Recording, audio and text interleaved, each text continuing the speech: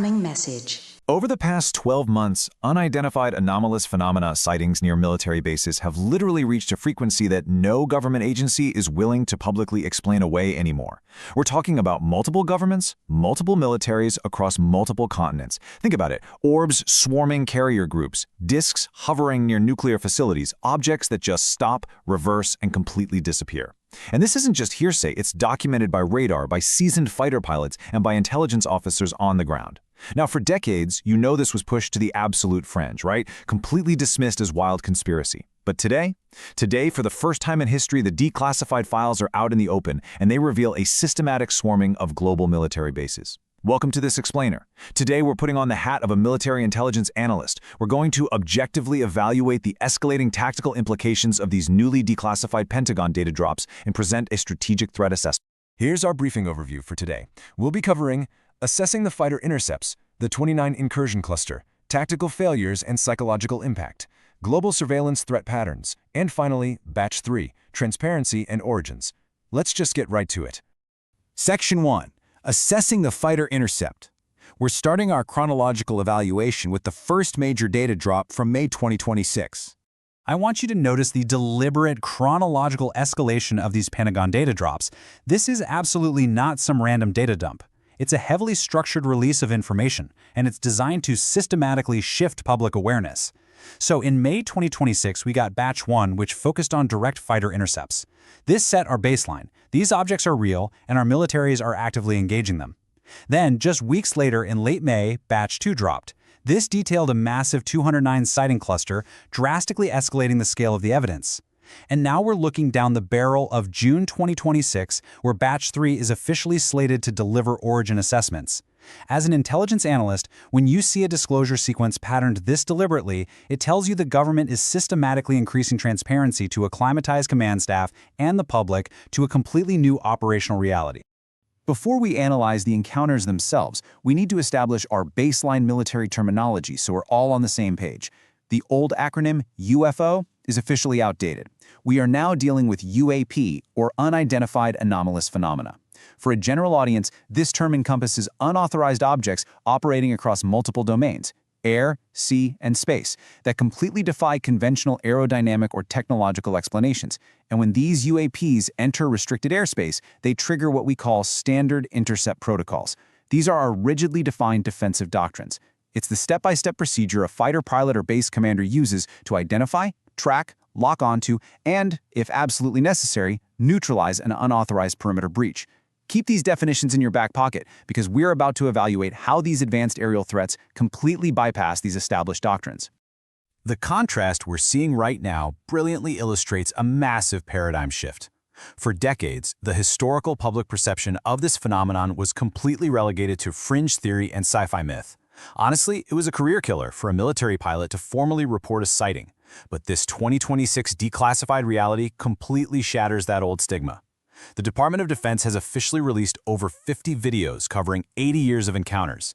And the footage from Batch 1? It shows a U.S. fighter jet not just observing but actively engaging an unidentified aerial object. The object doesn't accelerate away or take conventional evasive action, and the military officially stamped this as real. So the immediate intelligence question is, what happens next? With 3.8 million records still classified, what actually happens when a jet intercepts a UAP? Section 2. The 209 Incursion Cluster. Let's move to the next section and see how this evidence builds as we transition from isolated fighter intercepts to a highly concentrated, localized breach. 209. That number comes from a single 116-page document in the second batch. It explicitly catalogs 209 separate UAP sightings near one single military base. We're not talking about across the entire country or spread out over a decade. This is one installation over a defined period. We're talking green orbs, disks, fireballs.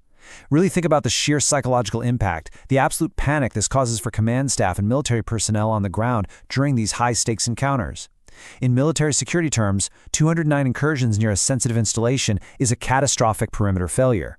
Normally, it demands an emergency response, escalating defensive measures, and immediate congressional notification. Yet historically, these incidents were simply cataloged, classified, and filed away, purely because our personnel had no conventional framework to explain or combat them. So the absolutely crucial point is how we categorize these incidents by security threat level. A really stark contrast emerges here. A Class 1 threat involves a single intercept where the object uses standard evasion. Our defensive response challenges in that scenario are manageable, right? We scramble a jet, we pursue, we track. But what the Batch 2 files reveal is a Class 4 threat scenario, a swarm of 209 objects utilizing asymmetrical maneuvers. You literally cannot scramble fighters against 209 orbs that appear and disappear at will. Our current military perimeter breach protocols fundamentally break down in the face of massive, coordinated clusters like this. You just can't write a standard threat assessment report against a swarm that you cannot identify, cannot track consistently, and cannot intercept reliably. Section 3, Tactical Failures and Psychological Impact. This brings us to a critical operational analysis of the specific tactical failures occurring in our skies right now. Let's break down exactly why current military countermeasures completely fail against these advanced aerial objects, step by step, using a specific intelligence report from the files. Step 1. Our pilot or ground battery attempts to get a target lock. Step 2. The UAP exhibits instantaneous acceleration, practically defying the physics of known propulsion. But Step 3 is the primary security indicator that changes everything, the mid-air division maneuver. The intelligence report literally describes an orb dividing into two independent objects that then move separately. And then Step 4, the radar lock drops entirely. When you evaluate how mid-air division maneuvers happen, you realize they completely bypass current standard intercept protocols.